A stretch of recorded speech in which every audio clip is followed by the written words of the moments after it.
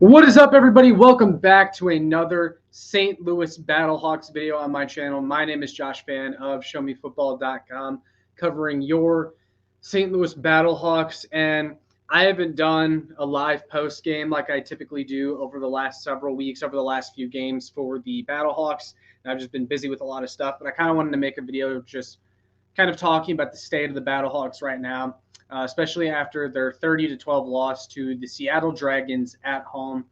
Really, that's my main reason for making this video, is because I want to talk about that game and what it means for the Battlehawks now that they've lost that game. But I mean, unless you've been living under a rock, you know that that game against the Seattle Dragons was for a playoff spot. That game would have clinched the Battlehawks a playoff berth in this year's 2023 XFL playoffs. And if you don't know how the playoffs work, it's like a 14 playoff. It's not very big. So that was St. Louis's prime chance to get into the playoffs and essentially, leave no doubt about the fate of every team in that division. And they would have taken on the DC Defenders again in the championship. So obviously they lost, so that didn't happen. And it was just an ugly game from start to finish for the Battlehawks. And honestly, I was really disappointed. I was really disappointed in Coach Anthony Becht and his game plan. I mean, I just think when you have a playoff berth on the line and you come out looking that unprepared, a lot of it is a coaching issue. The play calling was just not good. The offense could really never get it going. They were not good against Seattle. 2 turnovers. Rushing game was just non-existent. The passing game, they couldn't get that going either, really. This was the first truly bad, I think, A.J. McCarron game. Usually McCarron, he's had some rough patches in these games, but he's usually able to figure it out. And, he's a steady presence, and he usually has a solid game every time. You know what you're going to get out of him. But I thought he played bad on Sunday. And it wasn't just him. And it was everybody. Like Hakeem Butler was back to dropping the ball. A lot of drops, a lot of missed opportunities for the Battlehawks. And then the ultimate missed opportunity and where the game ended was when they picked off Ben DiNucci with about 2 minutes left in the game. There was a little bit more time left than that. I'll get to what happened 2 minutes left in the game, though. They picked off Ben DiNucci late in the fourth quarter, got the ball back, immediately threw an interception the very next play to give it right back to Seattle, and that pretty much ended it. Now, after that, St. Louis was able to get the ball back and have a desperation attempt at, trying to bring it within a score. And even though it was highly unlikely they would have won the game, with the XFL rules, there was the potential for them to win that game. But, it was highly unlikely they'd win the game. But Anthony Becht decided to punt. He decided to punt the ball with 2 minutes left in the game.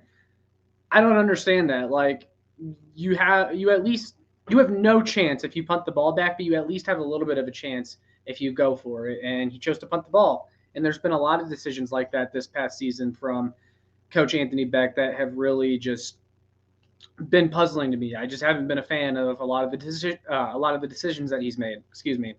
But yeah, it was the first truly bad A.J. McCarron game. I thought he just didn't look right. I'm not sure if that shoulder is still bothering him. I think that's a very likely reason, though, for his poor performance on Sunday, is that the shoulder injury is probably still bothering him. As you guys know, he did not play last week against Vegas because Nick Tiano ended up having to step in for him, and Nick Tiano even got hurt, and he was put on IR. We're not going to see him the rest of this year. But A.J. McCarron was able to come back for this game, and I think they pushed for him to play in this, but I think, shoulder injuries don't just go away that fast, I don't think. Obviously, I'm not a doctor. I don't know what exactly it is that he had, but shoulder injuries can be tricky, especially for a quarterback, because you're constantly throwing the ball. But yeah, disappointing performance all around for St. Louis. Their defense even had a rough day. Their defense has been the anchor of this team all season long. When the offense doesn't have it, the defense has been able to come up clutch a lot of the times and create turnovers like they did in that game. Offense wasn't able to capitalize, but also the defense torched by Ja'Cour Pearson, wide receiver for the Seattle Dragons, who leads the XFL in receiving. Dude was just a machine on Sunday and tore up the Battlehawks secondary. But I also think that the Battlehawks had some piss poor tackling on Sunday. Like some of the tackling from this team, it was missed tackles that allowed Ja'Cory Pearson to get that last touchdown. Not their last touchdown, but their second to last touchdown. That really put them ahead in that game in the second half. I mean, that just killed the momentum really for St. Louis and missed opportunities. That's all this entire game was a missed opportunity. I mean, this was a chance to clinch a playoff berth, and St. Louis wasn't able to close the deal. I know on offense too, one of the biggest problems from this season has been the offensive line is just incapable when it comes to facing good defensive lines. Seattle has one of the better defensive lines in the league, and they just torched St. Louis's offensive line. We know they have not been good in pass protection all year long, but that said, it's not all on them. At least Sunday wasn't all on them. A.J. McCarron was taking a lot of bad sacks, holding onto the ball too long, waiting a second too long to start running, and he would get tripped up at the line of scrimmage. He did not help out his offensive line on Sunday. So again, I think it was a truly bad A.J. McCarron game that you could say. So with that being said, now that St. Louis has lost to Seattle and has allowed them to close the gap between them and St. Louis in the standings, now the path to making the playoffs becomes a little bit more difficult for St. Louis because this past Sunday they controlled their own destiny. Now they don't. They could win on Sunday against the Guardians, or next weekend, I should say, against the Guardians, and it doesn't necessarily mean that they're going to make the playoffs. What they need to happen for them to surely make the playoffs next weekend is to beat Orlando, which Orlando should be an automatic win. I know they upset DC, but like they call it DC lack, and St. Louis should blow out Orlando if they play their game. And then Seattle plays Vegas, which that is a game that would allow St. Louis to make the playoffs because then Seattle wouldn't be able to catch St. Louis because even let's just say even if they were to play another game and St. Louis lost and Seattle won, I'm pretty sure St. Louis would have the better division record at that point. And so they would be making the playoffs. They would clinch a playoff berth. So they really need Seattle to lose next week, okay? I saw a lot. And this is why the DC versus Seattle game from last week was such a big deal, is because had Seattle instead won that game, yes, it puts St. Louis in a position to maybe even grab the 1 seed if DC slips up, but it allowed Seattle to, kind of get a chance to overtake St. Louis. That didn't quite happen because Seattle still lost that game, but they still have a chance to catch St. Louis now because, well, St. Louis lost this past Sunday. Just, again, a huge missed opportunity because now you really complicate things because if Seattle wins against Vegas and St. Louis even wins, then it's going to come down to a bunch of tiebreaker stuff. And I don't know how it all works off the top of my head, who would own the tiebreaker, but you're going to be cutting it real close. So it's really disappointing.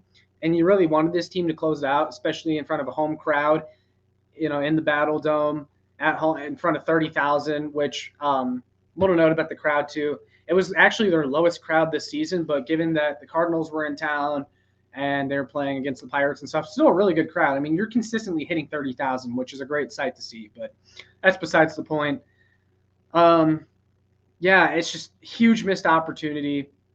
Battlehawks were on a good run, but you could kind of tell that a loss like this was coming because they were still making a lot of mistakes and they were still very inconsistent. And just this offense all year has been up and down.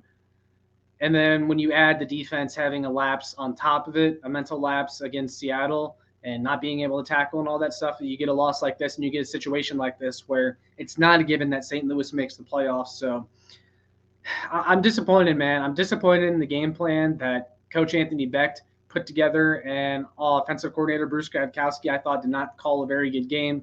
I thought they ran too much, especially after it was very clear that the run was no longer working.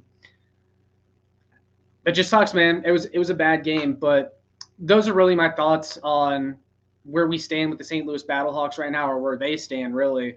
I just wanted to make a quick video getting my thoughts out on that, but I want to hear from you guys. Are you concerned about the Battlehawks' odds of making the playoffs now? Or are you not worried? I want to hear from you guys. I mean, they have a really good chance to make it still. The schedule is being very kind to them because they should beat Orlando, no problem. But then all eyes are going to be on Seattle versus Vegas, and we're all going to be pulling for Vegas because if Vegas can pull off the upset, Vegas is 2-7 for those that aren't up to date on the standings. So it's unlikely. Vegas is not very good this year, but we'll see, man. Crazier things have happened. Orlando beat DC. DC was undefeated and lost to Orlando, who is by far the worst team in the league. So, look, the XFL, it's an exciting league. And I'll say that, too, before I sign off. Like, I think this is about as good of a first season as you could have had in the XFL. I mean, I know it's not over yet, but we've gotten some good crowds. St. Louis has killed it with their crowd. DC had a sellout this past week. The playoffs are looking to get exciting. It's really going down to the wire here towards the end of the season. The TV numbers are back up after hitting some lows in the middle of the season. So things are going good right now. I like where the XFL is headed. This has been a good first season back. Although I would make some changes like Vegas. I don't think they should have a team. Their crowd is pitiful, but I'm just going to end up going on a rant about that.